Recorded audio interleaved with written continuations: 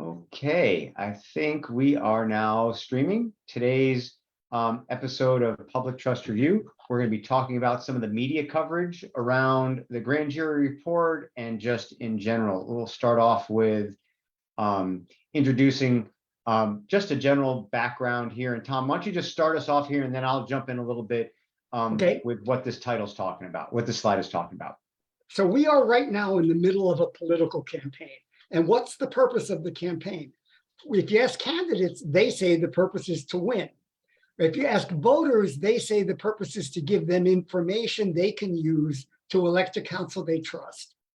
And there's a real problem between those two things. And right now, what we're finding is, at least what I'm experiencing, is this election is confusing. There's so much information coming at people from so many different places.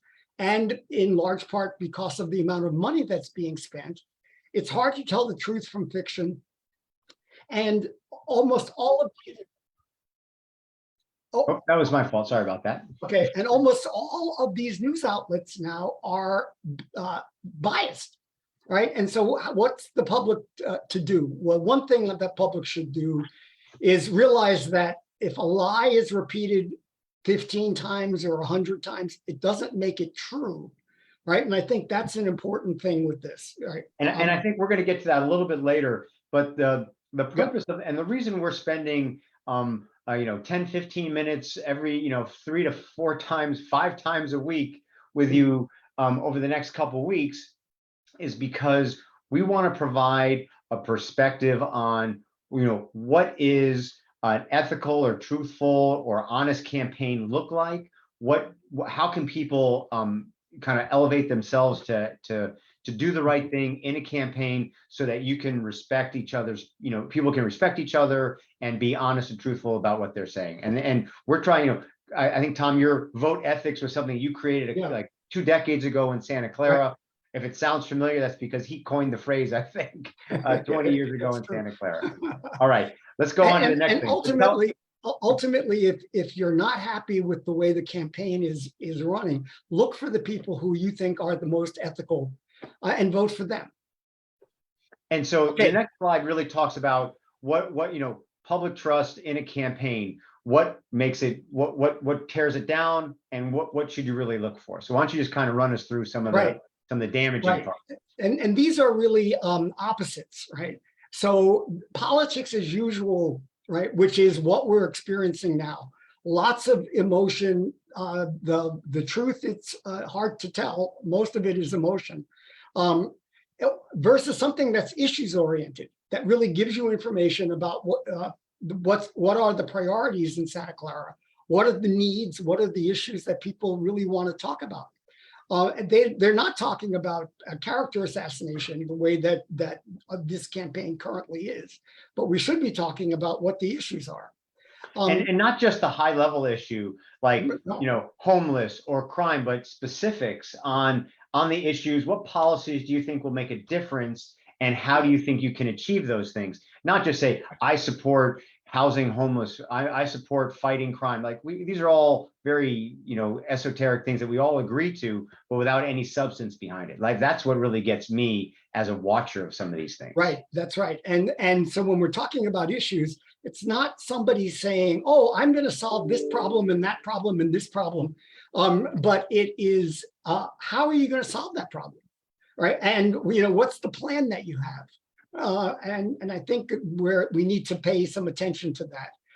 But what we're seeing is part of what you're talking about here. It's like, what I've seen in, you win it, whatever it takes to win the battle or win the fight is worth it. And I don't think that's what builds trust. No. Just winning is not the answer. How you do it, the process is critical. And if you're attacking your opponents, or you're lying about what you're actually doing, or they're lying about somebody else, that's not creating respect and trust amongst the public that's watching it.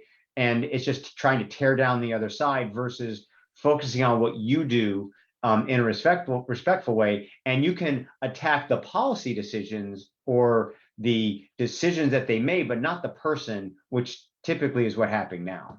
And it is what's happening now. And I think one of the things that's important is crushing your opponent may work at the federal level. I don't think it even works there as something that's an acceptable behavior. Crushing the opponent who is your neighbor, right, who lives in the same small community that you live in, right, that is unacceptable, and it's unethical, it's unfair. It is the game of politics, but it's cruel. And we're really seeing that with the coordinated attacks of the 49ers, many of the local media. They've coordinated an attack on Lisa Gilmore, and I think it's unfair because it's not focusing on real issues. And so a campaign can be hard fought, right? So I'm not saying you have to be nice, but the fight should be about issues. The argument that they have should be over the best way to meet public needs, and no one's talking about that. And the competition is between generous and talented neighbors who are in a race to provide the best public service that they can. And they should be giving information to the public about how they are going to meet the public's needs, not why they are better than somebody else, or how something that somebody did in the past really annoyed them and there wants to be a vendetta. That doesn't help. And it hurts. It hurts. Well, and let's just jump right into the media coverage. And we titled this slide "Lopsided Media Coverage" because it is fairly lopsided. And we'll start with the most recent one, and let you introduce the Mercury News editorial here. And just your opinion before we get on to how it's cascaded. Right. When I read this editorial, first of all, I didn't think that they were going to endorse just in general, because last week or whatever, 2 weeks ago, they did an editorial about how the amount of money that was coming into the city was troubling, right? Which was the problematic. Troubling, that they could get. Troubling like was what it was. And then now with this, the grand jury report had just come out, and you've heard the other side of the grand jury report from the 49ers and from the people who are running, who are part of the group that are more favorable to the 49ers. But the Mercury seems to have accepted that version of the narrative, and it's hard to tell what's the truth and what isn't. Well, and the thing that's really troubling from what I've seen is it's cascaded into this multitude of other outlets have picked up on this kind of really juicy title. Voters should end Gilmore era in Santa Clara. That's a really, that sounds like something that comes out of what I grew up with, the Village Voice. Like that's something. It's like something in something like that. It's like the Post or something like that. Right. And the question that I was asking myself as I was reading this was, okay, why should they end the Gilmore era? And I don't think it's particularly answered. So this, right? Gilmore has engaged in my way or the highway politics. Well, I went back to try to figure out where that phrase came from and who used it first. And I can't find that yet. But I'm going to find out where it came from, because a lot of this language seems to me to be coming pretty directly from the 49ers and from the statements that their spokesperson has made over the last number of months and years. And just to add to that, the constant staff turnover led by costly lawsuits contributed to the $27 million budget deficit. I think it's a little ironic. This deficit is now 2 years into this current council majority being in power, right? We're almost 2 full years into that. And so this deficit didn't just suddenly happen because, or didn't happen, all these years and suddenly it's here. It's happened during their watch. And the staff turnover wasn't due, from what I saw, wasn't due to the minority of Lisa's part. The council voting bloc uh, Right. terminated them. They Right. terminated them. It was their choice to turn the staff over. Well, and the former city manager came and presented to the council and told them that people were leaving, and in their exit interviews, they were saying it was the council. Well, the council majority has been the council majority for 2 years, right? So this is unfair and it's untrue. And then what the Mercury did was to say, okay, well, we have this problem of what the grand jury report said, and we have this problem of Councilmember Becker, not being able to deal with anger issues, at least in that meeting that was reported on. And as I've watched the meetings, it seems to me that the mayor has been much more balanced and less negative than some of the other council people. And again, I'm dealing with it as I see it now. I don't have that background that they may have, but why there's such animosity among them. But the thing I want to say about this is, wouldn't it be wonderful? And imagine what the city council could have done if all the energy that went into tearing each other down actually went towards solving problems that the city faces, right? Everybody should be sitting on, and they are sitting on the same side of the table, but they act as if the other side of the table is the other part of the council, and they're the problem, right? Each side thinks the other side is the problem. It's The problem is sitting out there, right? Very, very adversarial from that perspective. Right. Yeah, and so they're saying that the grand jury report parroted Gilmore's narrative of events. And then what they've done in the Mercury piece here, they've parroted the 49ers narrative of events. And like I say, the truth is someplace in between, but it's clearly not this. Well, and I would suggest that not only, at least in the grand jury report, there was data backing up the claims that where they said, and where they drew 18 recommendations because of their research. Right. The Mercury News is reporting this as an editorial opinion based on, I'm not sure what, other than the propaganda that has been generated by the 49ers, the independent expenditure, or the candidates themselves. Right. And so I think there's there's that confluence of, well, these are like things, like, well, they're parroting this and they're parroting this, but one is actually not parroting what Gilmore was saying. It's validating what has been said in the past with data, and this is literally parroting what the 49ers are saying in public.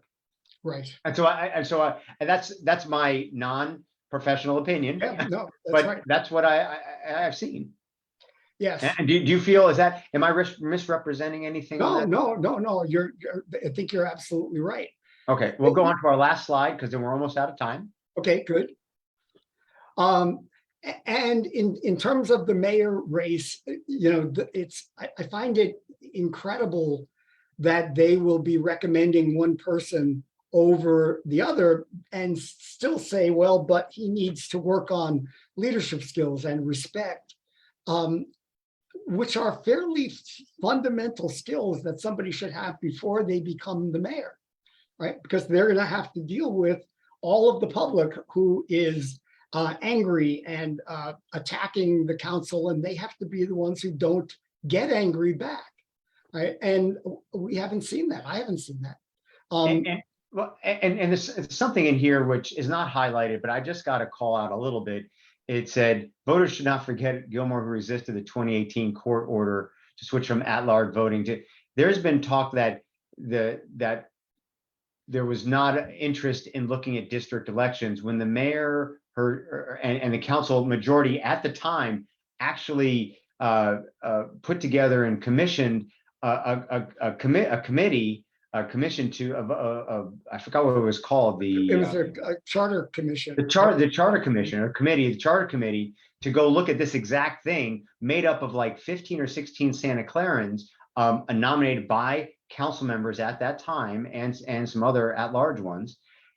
And they came back with a recommendation, and that's what the council was supporting. And so it's not like it's either you supported or you didn't. It's like, yeah, we supported it, but in a way that the Santa Clara residents actually wanted, not what a judge just ordered down. And that was some of the challenge. And it's being so twisted in how it's presented. And to me, that's misleading, which is that Yes. the fundamental ethics pillar that we talked about. Yeah, that's right. So final thoughts. We're about 1 minute over, 2 minutes over now. Any final thoughts, Tom? I just want to say what I said earlier. Repeating a lie 100 times doesn't make it the truth. And we will be calling out more of these inaccuracies. So if people haven't voted yet, you might wait and see what we can tell you about the facts as we understand them. And again, I am not being paid to say any of this stuff. I don't have, I don't vote in the city of Santa Clara. I'm calling it based on the ethics that I see portrayed here or not. And All right, Kirk well, has been really clear about who he is supporting. But we just wanted you to know that we're going to be trying to find the truth here because it is someplace in between. Well, thank you for that, Tom. And we'll probably be back tomorrow. So tune in about 1:30 and we'll see you then. Have an ethical day.